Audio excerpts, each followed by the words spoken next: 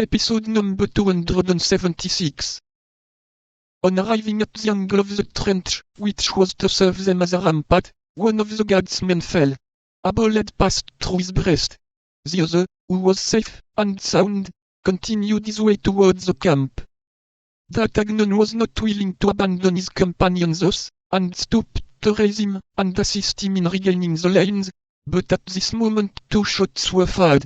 One ball struck the head of the already wounded guard, and the other flattened itself against a rock, after having passed within 2 inches of D'Artagnan. The young man turned quickly round, for this attack could not have come from the bastion, which was hidden by the angle of the trench.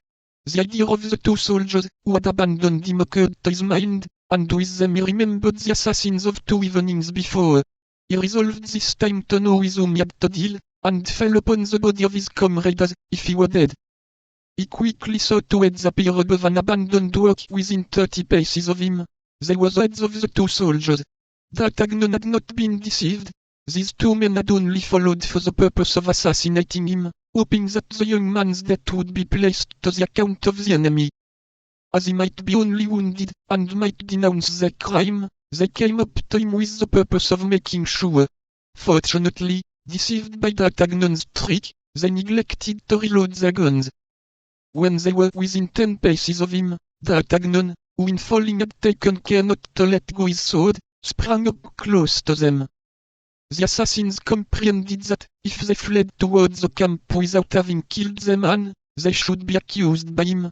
Therefore their first idea was to join the enemy. One of them took his gun by the barrel, and used it as he would a club. He aimed a terrible blow at D'Artagnan, who avoided it by springing to one side, but by this movement he left a passage free to the bandit, who darted off towards the bastion.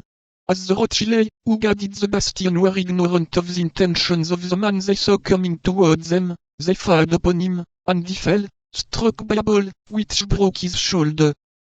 Meantime D'Artagnan had thrown himself upon the other soldier, attacking him with his sword. The conflict was not long. The wretch had nothing to defend himself with, but his discharged arquebus. The sword of the guardsman slipped along the barrel of the now useless weapon, and passed through the thigh of the assassin, who fell. D'Artagnan immediately placed the point of his sword at his throat. "Oh, do not kill me!" cried the bandit. Pardon, my officer, and I will tell you all." "Is your secret of enough importance to me to spare your life for it?" asked the young man, withholding his arm.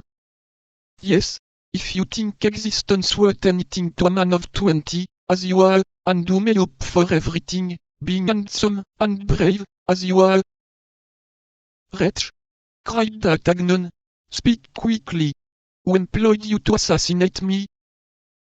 "A woman whom I don't know, but who is called Milady."